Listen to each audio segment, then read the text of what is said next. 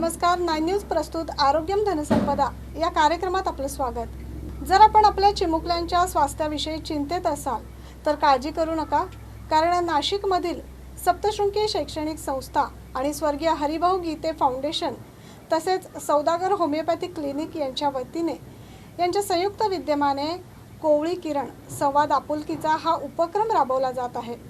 या उपक्रमाअंतर्गत ज्या डॉक्टरांचे मार्गदर्शन आपल्याला लाभणार आहेत, या टीमच्या मेंबर असलेल्या स्त्रीरोग तज्ञ डॉक्टर चेतना दहिवेलकर यांचं 9 न्यूजच्या स्टुडिओत स्वागत करूया। नमस्कार डॉक्टर। नमस्कार मॅडम। सप्तशृंगी शिक्षण संस्थेच्या अध्यक्षा हिमगौरी आडके आहेर आणि स्थायी समिती सभापती गणेश गीते यांच्या पुढाकारातून हा उपक्रम राबवला जात आहे। तर या उपक्रमाअंतर्गत डॉक्टर कशा पद्धतीचं मार्गदर्शन तुम्ही करणार आहात आणि या उपक्रमाची गरज का पडली आहे, गरज का भासते?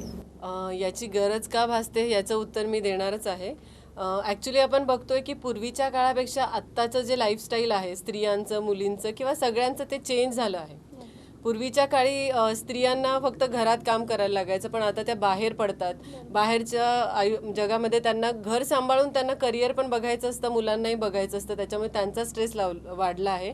आणि तुम्ही मुलांचं बघाल तर मुलांचं पण आधीच्या काळी मुलं खेळायची, बागडायची, त्यांना बाहेर खेळायलाही मजा यायची, तेवढा वेळ ते घरात द्यायचे, बाहेर द्यायचे। पण सध्या काय झालं आहे की कॉम्पिटिटिव्ह जग झालं आहे, त्याच्यामुळे मुलंही नकळत स्ट्रेसमध्ये असतात आणि मग तो जो संवाद आहे तो एकमेकांशी साधला जात नाही, त्यांच्यात एक दरी निर्माण होते। म्हणून मला वाटतं की बोललं तर हे प्रश्न सॉल्व्ह होतील, म्हणून याची गरज आहे। नक्कीच। आणि गेल्या 1-1.5 वर्षापासून तर आपण बघतो आहोत की अशी परिस्थिती झाली आहे, आपण सगळे घरात लॉकडाऊन असल्यामुळे लहान मुलांना तर बाहेर पडायचा चान्स नाही आहे। अनलॉक झाल्यावर आपण मोठे माणसं तरी घराच्या बाहेर काही ना काही कारणाने पडतो आहोत आणि या काळात प्रचंड ताणतणाव किंवा स्ट्रेस वाढला आहे, त्याच्यामुळे नक्कीच संवाद कुठेतरी हरवला आहे आणि तो आपुलकीचा संवाद घडवून आणण्यासाठी या संस्थांच्या वतीने हा चांगला पुढाकार घेतलेला आहे। तर डॉक्टर, या काळात म्हणजे कोविडचा जो पिरियड आहे गेल्या 1-1.5 वर्षापासून, या काळात आई आणि मुलांचं नातं या ताणतणावात कुठेतरी हरवल्यासारखं वाटतंय का? हो, ते नक्कीच हरवलं आहे। ऑलरेडी आपण बघतोय की लाईफस्टाईल चेंज झाली होती, त्यात कोविड-19 आलं, लॉकडाऊन आलं, त्याच्यामुळे अजून फरक पडला आहे। पूर्वीच्या काळी शाळेत मुलं जायची, पण आता घरी असतात, तर ऑनलाईन स्कूलमुळे आईचा ताण खूप वाढला आहे। त्यांचं शाळेच्या वेळा सांभाळा, अभ्यास, क्लास सगळं सांभाळा, घरी असतात म्हणून त्यांना वेळ द्या आणि तेवढं करून त्यांचं सगळं शेड्यूल जे आहे ते आपल्याला सांभाळायला लागतं। हे सगळं तुम्ही बाहेर करिअर करत असतात त्याबरोबर ह्या सगळ्या गोष्टी करायला लागतात। आणि त्यात अजून असं झालं आहे की घरात मेड्स नाही आहेत, हा पण एक मोठा प्रश्न झाला आहे, त्याच्यामुळे घरातही कामाकडे खूप लक्ष द्यायला लागतं। आणि मुलांचं बघाल तर ते घरी आहेत, त्यांना बाहेर फिरायला जाता येत नाही, गार्डनमध्ये जाता येत नाही किंवा स्कूलमध्ये जात नाही, तर मित्रमैत्रिणी भेटत नाहीत, त्याच्यामुळे त्यांचा जो व्हेंट असतो किंवा ज्यांना बोलण्यासाठी जे फ्रेंड्स लागतात ते त्यांना आता भेटत नाही। त्याच्यामुळे त्यांचं जे कोवळं बालपण आहे ते कुठेतरी हरवत चाललं आहे, 4 भिंतीत अडकून पडलं आहे। आणि ह्या सगळ्या ताणतणावामध्ये काय वाटतंय की मुलांना असं वाटतं आईने आपल्याला वेळ द्यावा, कारण ती घरी आहे, आपण घरी आहोत किंवा आता जास्त वेळ आहे तर। पण तसं, आणि आईलाही वाटतं की आपलं काम खूप वाढलंय, तर मुलांनी आपल्याला समजून घेतलं पाहिजे। ह्या परिस्थितीत एकमेकांना न समजून घेतल्यामुळे त्यांच्यात दरी निर्माण होते, संवाद होत नाही आणि मग कुठेतरी ह्या ताणतणावाला सुरुवात होते असं मला वाटतं। नक्कीच हा वाढता स्ट्रेस आपण बघतोय, तर या वाढत्या स्ट्रेसमुळे स्त्रीच्या आरोग्यावर काही परिणाम म्हणजे काही दुष्परिणाम झाल्याचं तुमच्या निदर्शनास आलंय का? निश्चितच निदर्शनात आलंय। सध्या आम्ही ओपीडीमध्ये जे पेशंट बघतो आहोत ते अनियमित पाळी किंवा प्री मेन्स्ट्रुअल सिंड्रोम, PCOD म्हणजे पॉलिसिस्टिक ओव्हेरियन डिसीज, याचे पेशंट्स खूप वाढले आहेत ओपीडीमध्ये। मासिक पाळी ही तर नित्यनियमाने येणारी गोष्ट आहे, आपल्याला माहिती आहे की ती का येते, कारण मेंदूमधून काही संप्रेरक किंवा हॉर्मोन सिक्रेट होत असतात आणि त्याच्यातल्या चेंजेसमुळे मासिक पाळी येत असते। पण स्ट्रेस वाढला की हॉर्मोनल इम्बॅलन्स होतो, हॉर्मोन्सच्या लेवल बिघडतात आणि त्याच्यामुळे हा जो इम्बॅलन्स झालेला असतो त्याच्यामुळे पाळी अनियमित होते। दुसरी गोष्ट म्हणजे प्री मेन्स्ट्रुअल सिंड्रोम, जेव्हा पाळी येते तेव्हा ब्लिडिंग बरोबर स्त्रियांना काय होतं की त्यांना थकवा जाणवतो, चिडचिड होते किंवा हातपाय ओढतात, असे जे सिम्पटम्स असतात ते 1-2 दिवस आधीपासून येत असतात, जे नॉर्मल असतात, पण एक अगदी 8-10 दिवस आधीपासून त्याची सुरुवात होते। आणि हे सगळं जे आहे ते हॉर्मोनशी रिलेटेड असल्यामुळे त्याचं प्रमाणही थोडंसं आजकाल ओपीडीमध्ये वाढलेलं दिसतंय। आणि अजून एक म्हणजे पॉलिसिस्टिक ओव्हॅरियन डिसीज, याचं प्रमाण तर रुटीनली म्हणजे करोना यायच्या आधीपासून वाढलेलं होतं, पण आता ज्या स्ट्रेस वाढला त्याच्यामुळे ड्रास्टिक त्यांच्यात इन्क्रीज झाल्यासारखं आम्हाला दिसतो आहे. PCOD आपल्याला नावातच कळतं की पॉलिसिस्टिक ओव्हॅरियन डिसीज. ओव्हरी म्हणजे आपलं अंडाशय असतं आणि ओव्हरीच्या ह्या अंडाशयामध्ये दर महिन्याला बीज तयार होतं, बाहेर पडतं, त्याच्यामुळे मासिक पाळी येत असते. पण मग जेव्हा या हॉर्मोनल इम्बॅलन्स होतो, व्यवस्थित हॉर्मोन सिक्रेट होत नाही, त्याच्यामुळे ते बीज तयार होत नाही, तयार झालं तरी ते बाहेर पडत नाही आणि जिथे ते राहतं तिथे अशा पाण्याच्या गाठी तयार होतात, म्हणजे सिस्ट तयार होतात, म्हणून त्याला पॉलिसिस्टिक ओव्हॅरियन डिसीज असं म्हणतात. आणि या पेशंटला जनरली पाळी अनियमित येणं किंवा पुरुषांचे हॉर्मोन जे असतात जे स्त्रियांमध्ये कमी असतात, टेस्टेस्ट्रॉन, ते जास्त सिक्रेट झाल्यामुळे तशा प्रकारचे केस किंवा दाढी मिशा यांच्या जागी केस येणं, असे सगळे जे प्रॉब्लेम्स आहेत ते सुरू होतात.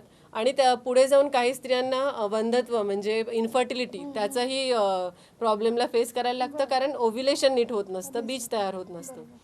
आणि याचं प्रमुख कारण म्हणजे आपली बदललेली लाईफस्टाईल. अनुवंशिकता जरी असली तरी पण चेंज इन लाईफस्टाईल हा मेन रिझन आहे पॉलिसिस्टिक ओव्हॅरियन डिसीजचं. आजकाल झोप नीट घेत नाही, ताणतणाव वाढला आहे, परत नीट जेवण केलं जात नाही, जंक फूड खाल्लं जातं. ह्या सगळ्या गोष्टींमुळे स्त्रियांमध्ये मुलींमध्ये हे पॉलिसिस्टिक ओव्हॅरियन डिसीजचं प्रमाण वाढलं आहे. आणि हे सगळे आजार होतात म्हणून स्त्रियांना अजून स्ट्रेस येतो, मग अजून चिडचिड होते आणि मग त्यांचं परत आजार वाढतो. आणि ह्या सगळ्या प्रकरणामुळे काय होतं की चिडचिड व्हायला लागल्यामुळे मुलांना वाटतं आई चिडचिड करते आणि ऑलरेडी जो दुरावा निर्माण झाला आहे तो अजूनच वाढत जातो ह्या सगळ्या गोष्टींमुळे. कौटुंबिक स्वास्थ्य याच्यामुळे बिघडलं आहे. म्हणजे अगदी छोटीशी वाटणारी गोष्ट, पण स्त्रियांनी जर त्यांच्या आरोग्याकडे वेळेत लक्ष नाही दिलं तर तुमच्या कुटुंबाचं स्वास्थ्य देखील याच्यामुळे बिघडू शकतंय. तर याकडे नक्कीच स्त्रियांनी आवर्जून लक्ष दिलं पाहिजे. आणि जर तुम्हाला अशा प्रकारच्या काही समस्या जाणवत असतील तर डॉक्टर चेतना या तुम्हाला मार्गदर्शन करण्यासाठी तर वेळोवेळी उपलब्ध असतीलच, परंतु कोवळे किरण या उपक्रमाअंतर्गत तुम्ही मोफत मार्गदर्शन घेऊ शकताय, ज्याचा आम्ही हेल्पलाईन नंबर तुम्हाला आम्ही स्क्रीनवर देत आहोत. या स्क्रीनवरील नंबरवर तुम्ही फोन केला तर तुम्हाला तुमच्या समस्यांबाबत मोफत मार्गदर्शन, समुपदेशन मिळणार आहे. तेव्हा जरूर या संधीचा लाभ घ्या आणि तणावमुक्त जीवन कसं आपल्याला व्यतीत करता येईल याकडे सर्वांनी लक्ष देणं खूप गरजेचं आहे. तर डॉक्टर, हे तर झालं की आई किंवा माता भगिनींनी लक्ष दिलं पाहिजे, पण नेमकं काय प्रकारची पावले उचलली पाहिजे की जेणेकरून या गोष्टी कमी होतील, हा ताणतणाव कमी होईल? मला वाटतं आपण एक गुरुमंत्र पाळला पाहिजे. आपण जे म्हणतो, हे ईश्वरा, जी परिस्थिती मी बदलू शकतो ते बदलण्याचं सामर्थ्य मला दे, जी परिस्थिती मी बदलू शकत नाही ते स्वीकारण्याचं धैर्य मला दे, आणि ह्या दोघांमधलं भेद जाणण्याचं ज्ञान मला दे. तर मला वाटतं करोना हे जे संकट आहे ते आपल्यावर अचानक आलं आहे आणि ते अचानक आलेलं असलं ते कधी जाणार आहे हेही आपल्याला माहिती नाही. त्याच्यामुळे बेस्ट हेच आहे की आपण आहे ती परिस्थिती ॲक्सेप्ट केली पाहिजे आणि त्यातनं मार्ग काढला पाहिजे. करोनाला आपण घालवू नाही शकत, पण आपण काय करू शकतो तर आपलं करिअर, आपली मुलं, घर, ह्या सगळ्यांची सांगड आपण व्यवस्थित घालवू शकतो. याच्यात आपल्याला जर स्ट्रेस येत असेल तर तो ताणतणाव आपण मुलांवर काढायला नको. आपण जसे स्ट्रेसमध्ये आहोत, मुलं पण स्ट्रेसमध्ये आहेत हे समजून घेतलं पाहिजे आणि त्यांनी चेंज व्हावं असं अपेक्षा करण्यापेक्षा आपण आयांनीच असा विचार केला पाहिजे की आपणच ह्या गोष्टीत पुढाकार घेतला पाहिजे, त्यांच्याशी संवाद साधला पाहिजे आणि त्यांना आपल्यातलं नातं जे आहे ते आपण घट्ट केलं पाहिजे. संवाद साधून हे नातं नक्कीच घट्ट करता येतं आणि तो स्ट्रेस कमी झाला तर त्याच्यामुळे जे आजार होतात, गायनेकोलॉजिकल प्रॉब्लेम्स होतात, ते नक्कीच कमी होतील असं मला वाटतं. डॉक्टर, आता हे झालं आई आणि मुलं यांच्यापैकी आपण आईची बाजू समजून घेतली आहे, पण आता एक गायनेकोलॉजिस्ट म्हणून काम करत असताना मुलींची देखील तुम्ही संपर्कात येत असाल, तर त्यांच्या मानसिकतेविषयी आपल्याला काय वाटतंय ते आम्हाला जाणून घ्यायला नक्कीच आवडेल. सर्वप्रथम आपण हे लक्षात घेतलं पाहिजे की पूर्वीच्या काळी मुलींना उशिरा पाळी यायची, म्हणजे 13, 14, 15 वर्षानंतर. पण आजकालच्या मुलींना ही मासिक पाळी खूप लवकर यायला लागली, अगदी 11, 12, 13 किंवा 10 वर्षाच्या मुलींना पण येते. आणि हे सगळं जे असतं ते हॉर्मोनल चेंजेसमुळे होतं. ते हॉर्मोनल चेंजेस होतात त्याच्यामुळे त्यांच्यात शारीरिक बदल होतात, तसेच मानसिक बदल देखील होतात. मग नवीन नवीन गोष्टीची क्युरिओसिटी वाढायला लागते आणि हे सगळ्या प्रश्नांची उत्तरं शोधण्यासाठी मुलं मुली हे इंटरनेटकडे वळतात आणि मग तिथे त्यांना काही चुकीच्या गोष्टी बघितल्या जातात आणि त्याचा त्याच्यावर दुष्परिणाम होतो. सध्या आपण बघतो की मुलं, आई, सगळ्या म्हणजे त्यांचे जे पालक आणि मुली ज्या आहेत त्या ओव्हरबर्डन्ड आहेत, स्ट्रेस्ड आहेत. त्याच्यामुळे एकमेकांना वेळ दिला जात नाही, संवाद साधला जात नाही आणि मग इंटरनेटचा चुकीचा दुष्परिणाम होतो आणि त्याच्याकडे मुलं वळतात आणि चुकीच्या गोष्टी बघून त्यांच्या हेल्थवरही त्याचा परिणाम होतो. तर डॉक्टर, जर का T V, internet, social media याचा खूप जास्त वापर होत आहे, तर याच्यामुळे काय दुष्परिणाम शरीरावर होऊ शकतात? ॲक्च्युली मी जसं तुम्हाला म्हटलं की मानसिकता बदललेली आहे मुलींची, पाळी लवकर येते, हॉर्मोनल चेंजेसमुळे जे चेंज ऑफ ॲटिट्यूड असतो त्यांचा, तर त्यांच्यामुळे इंटरनेटवर बरीचशी माहिती त्या सर्च करतात किंवा चुकीच्या गोष्टीकडे मुलीच नाही तर मुलंही वळतात. सेक्शुअलिटीचे रिलेटेड व्हिडिओ बघितले जातात, पण त्याच्यामुळे लहान वयात मुलांवर दुष्परिणाम होतो. आणि आता मी शाळा कॉलेजेसमध्ये बरेचसे लेक्चर्स घेते, त्याच्यामध्ये मुलींना इतके छोटे छोटे प्रश्न असतात ना की म्हणजे अगदी ग्रेट प्रश्नच असले पाहिजे असं नाही, तर त्यांच्या ह्या ज्या छोट्या छोट्या शंका असतात त्यांचं निरसन होणं गरजेचं आहे, म्हणजे ते चुकीच्या मार्गाला लागणार नाही असं मला वाटतं. आणि सध्या मुलं टी व्ही, इंटरनेट, लॅपटॉप याच्यासमोर बसलेली असतात, फिजिकल इनॅक्टिव्हिटी असते, एक्सरसाइज त्यांची होत नाही, त्याच्यामुळे चाइल्डहूड ओबेसिटी किंवा स्थूलपणा याच्याकडे मुलं वळायला लागलेत. त्यात पाठीचे विकार होणं किंवा मानेला दुखापत होणं किंवा मान दुखणं, हे जे प्रॉब्लेम्स आहेत ते जास्त प्रमाणात दिसतात. स्क्रीनसमोर बसल्यामुळे त्यांच्या डोळ्यावर त्याचा खूप दुष्परिणाम होतो. बऱ्याचशा मुलींना सध्या स्पेक्ट्स किंवा चष्मा लागतो आहे. आणि ह्याचबरोबर टी व्ही, इंटरनेटवर जाहिराती असतात, प्रोटीन पावडर घ्या किंवा कॉस्मेटिक्स घ्या, ते बघून बघून मुलींना असं वाटायला लागतं की ते योग्य आहे. आणि बऱ्याचशा गोष्टी ज्या आहेत, जे वेगवेगळे साधनं उपलब्ध आहेत, ते डॉक्टरांच्या सल्ल्याशिवाय घेतले जातात. यंग जे मुलं आहेत, आजकालचे मुली, त्यांना खूप क्रेज असते वेट मेंटेन करण्याची, तर त्याच्यासाठी ते जे इंटरनेटवर अवेलेबल मटेरियल असतं तसं डाएट किंवा प्रोटीन पावडर घेतात, पण ह्या सगळ्या गोष्टी जर डॉक्टरांच्या सल्ल्याशिवाय घेतल्या तर त्याचा खूप दुष्परिणाम होऊ शकतो. त्याच्यामुळे हे गरजेचं आहे की तुम्ही आधी डॉक्टरांचा सल्ला घ्या. असे कुठल्याही प्रकारचे प्रॉब्लेम्स असेल तर तुम्ही नक्कीच माझ्याशी बोलू शकतात, फोन करू शकतात, आम्ही नक्कीच तुम्हाला मदत करू. आणि ह्या सगळ्या गोष्टींचं जे मेन कारण आहे ते म्हणजे घरात जे राहत आहेत मुलं, त्याच्यामुळे ह्या सगळ्या गोष्टी होत आहेत. त्याच्यामुळे नक्की तुम्ही या गोष्टीतनं बाहेर पडण्यासाठी आम्हाला कॉन्टॅक्ट करा. डॉक्टर, तुम्ही आत्ताच म्हटलं की सारखं घरात बसून राहिल्यामुळे वजन वाढत आहेत किंवा अजून काही शारीरिक समस्या वाढत आहेत, तर जर हे वजन कंट्रोल ठेवायचं असेल किंवा शारीरिक स्वास्थ्य टिकवून ठेवायचं असेल तर नक्की कुठल्या प्रकारचा आहार आता घ्यायला पाहिजे? आम्ही सगळ्यांना एक डाएट पिरॅमिड फॉलो करायला लावतो, जो 4 कप्प्यामध्ये विभागलेला असतो. त्याचा खालचा बेस किंवा सगळ्यात खालचा कप्पा म्हणजे कार्बोहायड्रेट्स आणि प्रोटीन्सचा. तर त्याच्यात काय असतं, तुम्ही पोळी, भाकरी, भात हा त्याच्यामध्ये असतो, जे आपल्याला कार्बोहायड्रेट्स देतात. आणि दुसऱ्या प्रकारचं म्हणजे डाळी उसळी, सगळ्यांना मिसळ खायला तर आवडते, मग ह्या ज्या डाळी उसळी असतात ते आपल्याला प्रोटीन्स देतात. ह्या ज्या दोन्ही गोष्टी आहेत त्या खालच्या कप्प्यात असतात, तो त्याचा बेस असतो. त्याच्यानंतर वरचा कप्पा म्हणजे विटॅमिन्स आणि मिनरल्सचा, ज्याच्यात भाजी आणि फळं हे इन्क्लुडेड असतात. रोजच्या जेवणामध्ये किमान एक भाजी आपल्याला हवी, एक फळ खाल्लं गेलं पाहिजे. फळ खाणार नसाल ताजं तर तुम्ही त्या फळाचा ताजा ज्यूस करून पिऊ शकता. आणि हे सगळं घेतं तर तुमच्या शरीरातलं सगळे विटॅमिन्स आणि मिनरल्सचं प्रमाण नक्की मेंटेन राहील आणि त्याच्यामुळे तुमची इम्युनिटी पण चांगली राहील. त्याच्या वरचा कप्पा, तिसरा कप्पा जो असतो तो मिल्क प्रॉडक्ट्स आणि मीट प्रॉडक्ट्स, म्हणजे जे नॉनव्हेज खातात त्यांनी नॉनव्हेज खायला पाहिजे, त्याच्यामुळे त्यांना व्यवस्थित कॅल्शियम आणि बाकी सगळ्या प्रकारचे विटॅमिन्स, प्रोटीन्स मिळतात आणि मग तुमचे स्नायू, हाडं जे असतात ते बळकट राहतात.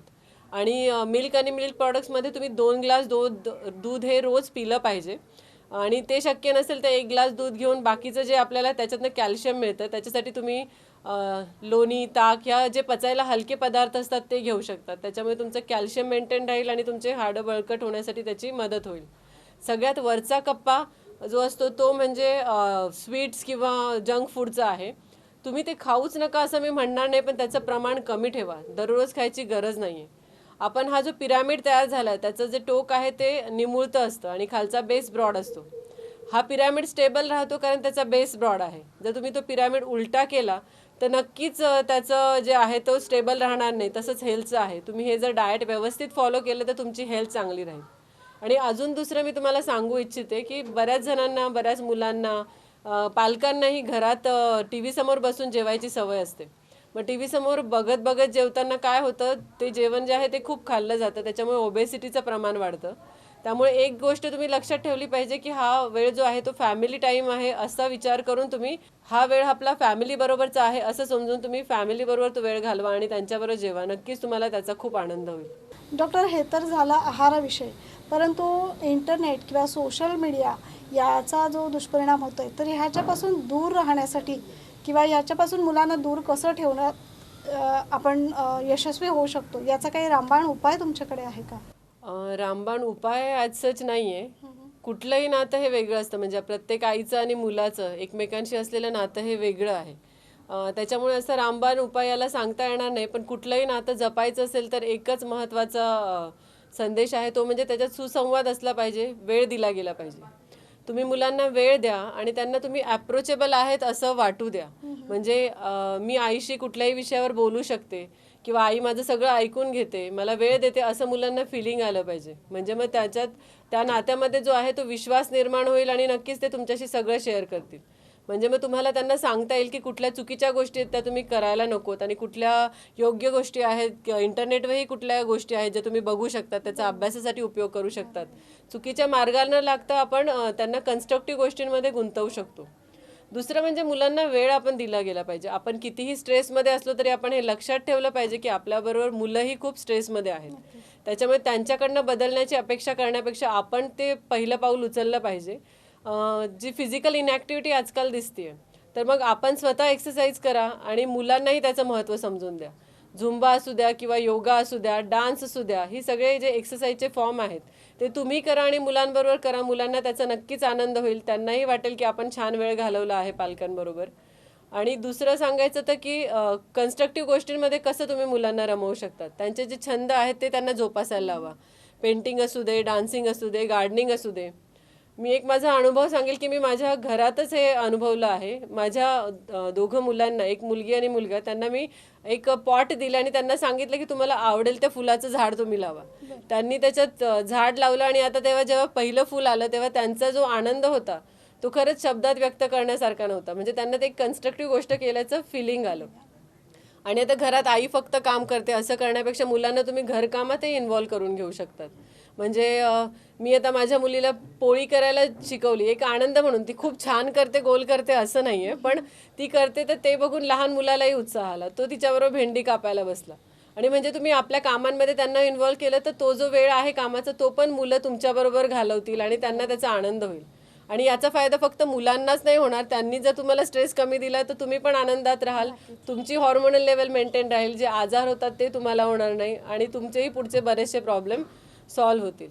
त्याच्यामुळे मला असं वाटतं की करोना हा जरी आजार अचानक आलेला आहे तर तो आपल्याला देवाने दिलेली एक संधी आहे असं समजा. आपल्या घरातल्या लोकांबरोबर, मुलांबरोबर वेळ घालवा, त्यांच्याबरोबर आनंद तुम्ही उपभोगू शकतात हे तुम्ही नक्कीच समजून घेतलं पाहिजे.